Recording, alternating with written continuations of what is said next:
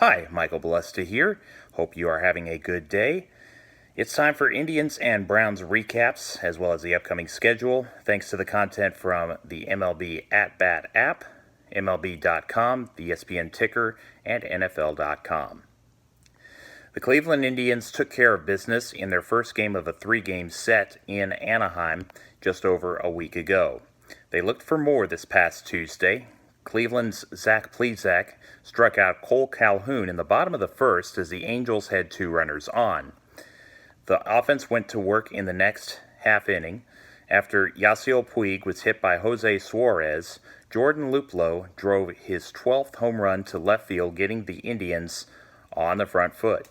In the top of the third, Yu Chang had a base hit, which was followed by more command issues by the left-hander. Carlos Santana got drilled, then Puig for a second time. With the bases full, Luplow walked in a run. Franmil Reyes came up with the big hit, hitting his 17th double to clear the bases. Cleveland had clear sailing in front of them as Anaheim had to reach into their bullpen in the fourth inning. Francisco Lindor took Trevor Cahill deep for home run number 33 innings later. Oscar Mercado singled, later scored from third on Reyes' sacrifice fly. Plesac pitched a complete game, only succumbing 4 hits to improve to 8-6. Suarez with the defeat went to 2-6. Wednesday was a late afternoon local start in Southern California. Cleveland took the initiative once more. Santana struck his 34th home run against Dylan Peters. Franmil later could not take advantage of having 2 runners aboard as he grounded out to end the top of the first. Adam Plutko felt high stress in his half of the maiden inning. He gave up a hit to David Fletcher. Later, with 2 outs, he threw ball 4 to both Albert Pujols and Cole Calhoun. Fortunately for the Indians, Plutko got Taylor Ward to chase strike 3. It kept the game at 1-0. Peters was back on the mound for the second inning. The previous frame, he committed a balk. He did likewise with Jason Kipnis after he had walked him. With the second baseman in scoring position, Kevin Plawecki drove him in on a ground rule double to double the lead for the visitors. 2 batters later, Lindor added to his home run tally, and the lead was 4-0. In this game, however, it was a fight to the finish. The Angels got on the board in the bottom of the second. David Fletcher's RBI single scored Matt Tice from third. In the top of the fourth, Santana struck out with Plawecki and Mercado each on base. Anaheim left Kevin Smith stranded at second in the following half inning. They would not miss an opportunity in the fifth because Shohei Ohtani ripped his 18th long ball to right center field. Cleveland tried to respond in the sixth. Chang had his first double, this one with 1 out. Neither Lindor nor Mercado could drive him in. In the top of the seventh, Luplow's base hit meant a chance to put Greg Allen into pinch run. The move appeared to pay off as he took second, but Reyes grounded out, which kept the game at 4-2. The Angels did have the potential tying runs at the plate in the 5th and the 6th innings. The drama did intensify in the 8th as Calhoun hit home run number 29, cutting Cleveland's lead to 1. Tice drew a 2-out walk, then was replaced by Luis Rengifo. Like Allen, he swiped second. Nick Goody, who replaced Tyler Clippard after Calhoun's launch, was able to sit down Kevin Smith. The Indians needed Nick Whitgren, Oliver Perez, and Adam Cimber to get over the finish line. With Ohtani at first, Pujols swung at strike 3, giving the Indians the 3-game sweep. Plutko did not make it out of the 5th inning, but Carlos Carrasco is credited with the win for his 5th against 7 losses. Cimber gained his first save of 2019 before almost 34,000 in attendance. As for Peters, his record is 3 up and 3 down. Friday's game against the Minnesota Twins was postponed, so Cleveland had 2 days of rest before Saturday's doubleheader. The first game got underway in the afternoon, but there was not a lot of offense of which to speak of. The breakthrough came by the away side in the top of the third. Shortstop Jorge Polanco followed Max Kepler's single with a home run to right center. The Indians in the bottom half of the inning almost responded against Devin Smelzer. Kipnis and Roberto Perez reached with nobody out. Yu Chang and Francisco Lindor had unsuccessful at-bats. Oscar Mercado scratched out a base on balls, but Carlos Santana lined out to Polanco, ending the threat. Mike Clevenger was put to the test in the sixth inning. He gave up hits to Mitch Garver and Luis Arraez. Fortunately, the latter play was a ground rule double, which prevented a run. With runners on second and third, Miguel Sano went down on strikes. Cleveland put the tying run at the plate in the fifth, sixth, and seventh innings, but could still not break through. They had a much better opportunity in the eighth. Mercado and Yasiel Puig got on base, but Allen was the third out as he watched a called third strike. Clevenger lasted 8 innings, and it was admirable to get through the Minnesota lineup, holding them to 2 runs. In the bottom of the ninth, pitcher Taylor Rogers made an error which allowed Kipnis to get to first with 1 out, but Roberto and Mike Freeman whiffed on strike 3, which preserved the Twins' shutout. Rogers saved his 26th game. Zach Littell, who came in for starter Devin Smelzer in the fourth inning, has 5 victories without a blemish on his win-loss record. Clevenger suffered defeat for just the third time. He would have to wait another day for his 12th win. As for the back end of the doubleheader, the Indians would have to come from behind because Eddie Rosario hit his 29th deep ball in the top of the first, giving Minnesota a 2-run lead. Cleveland got off the deck in the bottom of the first. Lindor and Mercado set the stage for Santana to drive in the first Indians run. Puig and Luplow each walked, so another run was pushed across to get the home team on level terms. In the bottom of the second, Oscar Mercado came up with an extra base hit with 2 away. He went to third after a wild pitch by Lewis Thorpe.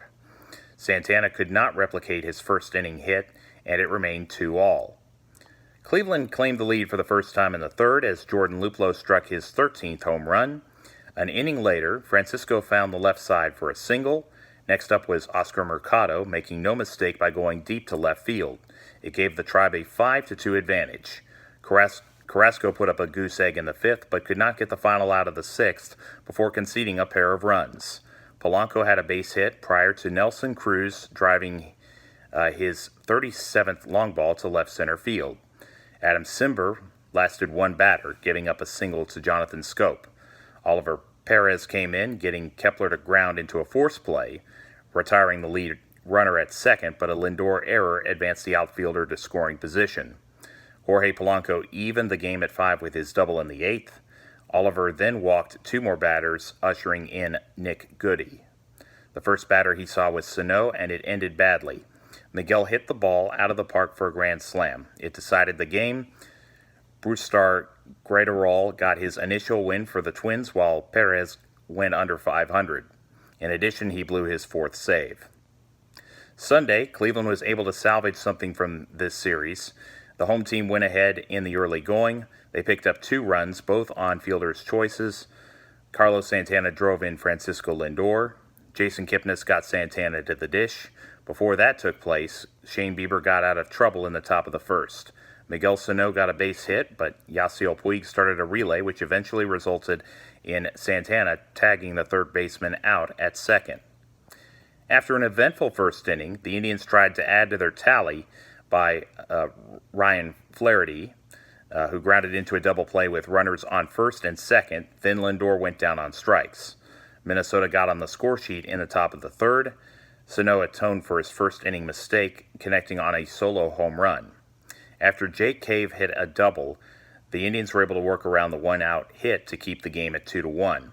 Oscar Mercado hit a single, but was caught stealing in the home half of the frame. Eddie Rosario would tie the game on 1 swing in the 6th on an 0-1 pitch with 1 away. 2 batters after Willians Astudillo took ball 4, Lamonte Wade hit his first home run of the year. After a pair of singles, the Indians had to go to their bullpen. Nick Whitgren got Arraez to swing on strike 3 to keep the game at 4-2. With 1 out in the bottom of the 6th, Cleveland responded nicely to the 3-run inning by the Twins. Jason Kipnis reached second on his hit to left field.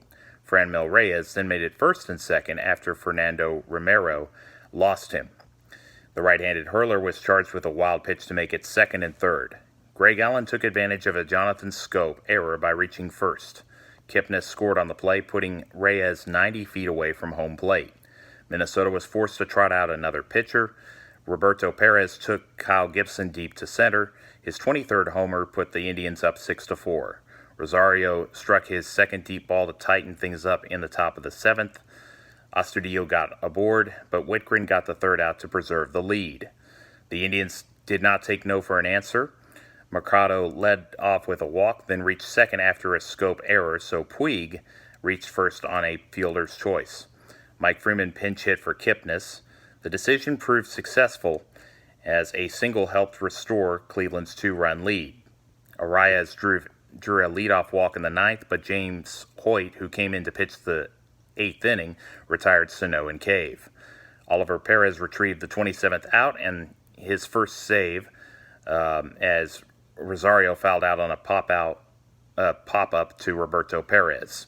Whitgren went to 5-1. Fernando Romero was handed the loss, and Gibson lost a save opportunity.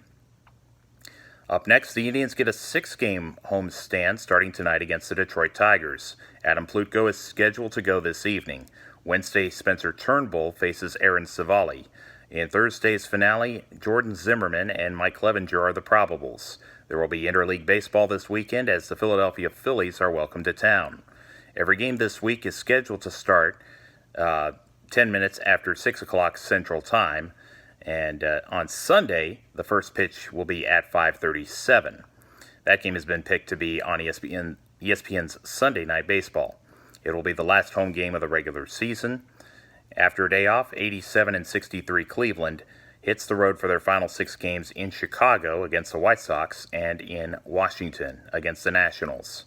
As for the other teams involved, the Minnesota Twins are 5 games ahead with a record of 92-58, with 2 games against the Chicago White Sox, 4 against the Kansas City Royals. They finished with 3 games in Detroit and 3 in Kansas City. As for the wild card, the protagonists are Oakland, Tampa Bay, and Cleveland. The Athletics are 90-61, and the Rays sit at 89-62 entering today. Looking at the remaining schedules, the Oakland A's host the Royals for 2, then remain in California against the Texas Rangers for a trio of games. Then it's off to Anaheim for 2 and Seattle for 4.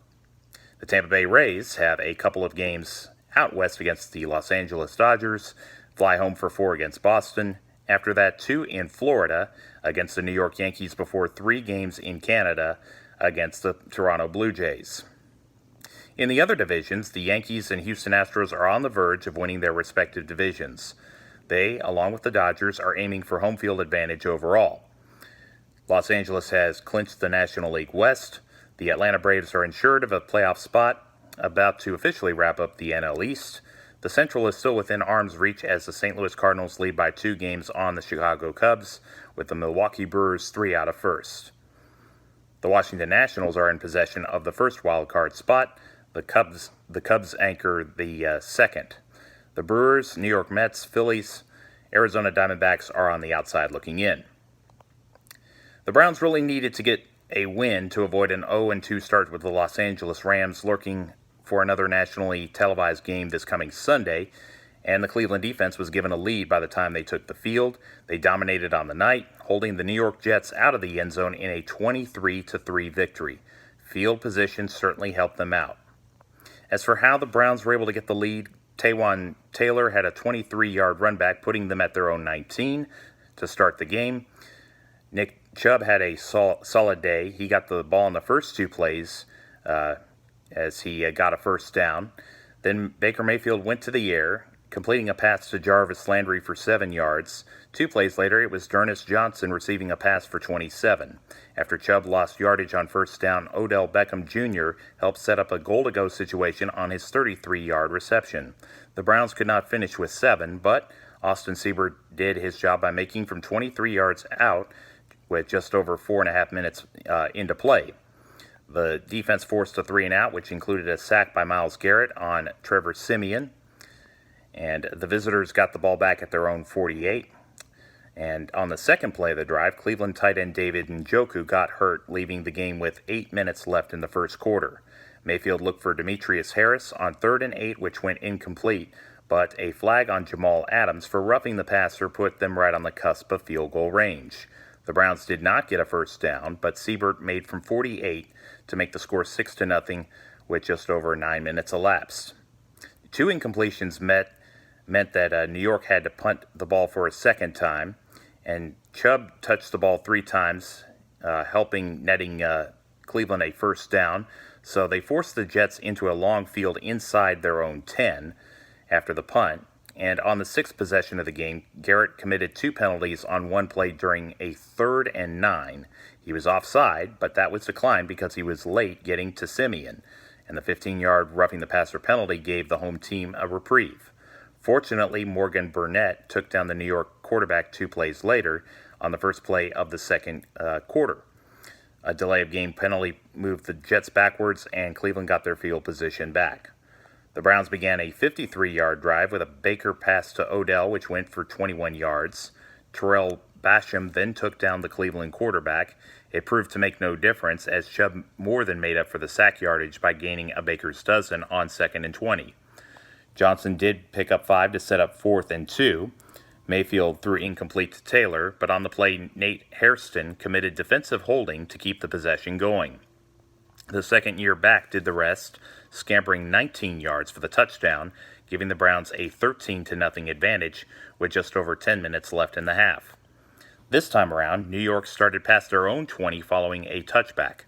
Eric Murray jumped off sides on the first play, which helped kickstart the drive. A couple of carries by Bell gave the team in green and black first down yardage. Later, Garrett committed another major penalty on 3rd and long, gift-wrapping the Jets a first down.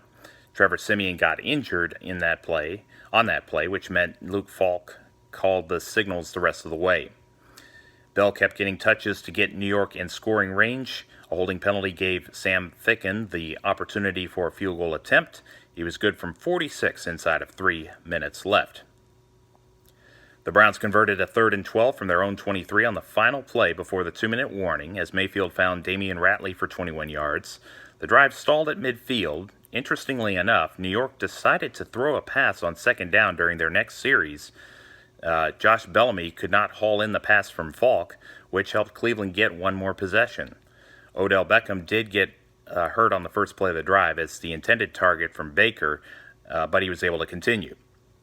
An offensive holding penalty backed the ball to midfield, but on 3rd and 20, Landry was open for a 25-yard catch, paving the way for Austin Siebert's 43-yard field goal, making it 16-3 at recess. Both teams punted on their next 2 series. New York drove the ball down the field, reaching the red zone. Grady Williams and Joe Schobert combined to stop Le'Veon Bell on 4th and 2 inside of 4 minutes left in the third.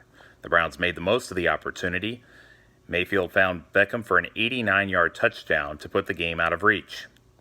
Later in the fourth, Denzel Ward stopped Jamison Crowder short of the line to gain on 4th and 3 at the Cleveland 44. Mayfield did force the issue at a time when it was unnecessary. He was intercepted with under 10 minutes left in the fourth by Darrell Roberts, when the Browns should have continued to work the clock. The Jets got a big play from Crowder as his reception went for 30 into Cleveland territory. Thankfully, the defense stepped up 2 plays later. Joe Schobert stripped Bell of the ball, which was recovered by T.J. Carey. The Browns punted one more time, but the defense was able to keep the Jets players in front of them, earning their first win of this campaign. It was also the first win for Cleveland head coach Freddie Kitchens. 8 of the 12 New York drives started inside their own 20, so this was a very good evening for the Cleveland special teams. Le'Veon Bell was productive and hard to bring down in this game, but he and Nick Chubb canceled each other out from a yardage standpoint. This game was not a great watch, but the Browns will gladly take this one. Elsewhere, in the AFC North, the Seattle Seahawks went into Pittsburgh and won 28-26. The Steelers are 0-2 for the first time in 6 seasons. The San Francisco 49ers, like Seattle, have won their first 2 games. They went into Cincinnati and came away with a 41-17 decision. The Bengals are winless through week 2. In Baltimore, the Ravens held off Arizona 23-17 to go to 2-0. And the Cardinals tied the Lions in week 1, so Arizona is now 0-1-1. In week 3, the Baltimore Ravens are on the road to face the Kansas City Chiefs. A possible 3-0 record is at stake in that game. And in Buffalo, the Cincinnati Bengals take on the 2-0 Bills. Both games are noon Central kickoffs. Later in the day, the Pittsburgh Steelers sans Ben Roethlisberger look for their first win. I saw that headline on radio.com and I think ESPN.com. And even on the NFL website. So, wow, the complexion of the AFC North really took a turn there after that Seattle game this week. But yeah, the Steelers, they're going to take on San Francisco. They'll play the 49ers, and that is a late game at 3:25 Central. The North Texas Browns backers will meet at Red Rock Bar and Grill on the southeast corner of Midway in Frankfort. Please be sure to come early to find a table to sit at, and kickoff for that Browns Rams game is Sunday at 7:20 p.m. Central Time. Please check out the Facebook group North Texas Browns Backers page and hit the like button for the latest updates there. And the text of this blog is available at http://www.mjbalesta2, as in the number 2, blog.wordpress.com. So http://www.mjbalesta2blog.wordpress.com. I'm on Twitter at MJBalesta2, on Facebook at Michael Balesta, and on Instagram at MJBalesta2. Archive videos on YouTube can be found by searching Michael Balesta Roman numeral 2. And if you could, I would love your feedback in the comments section.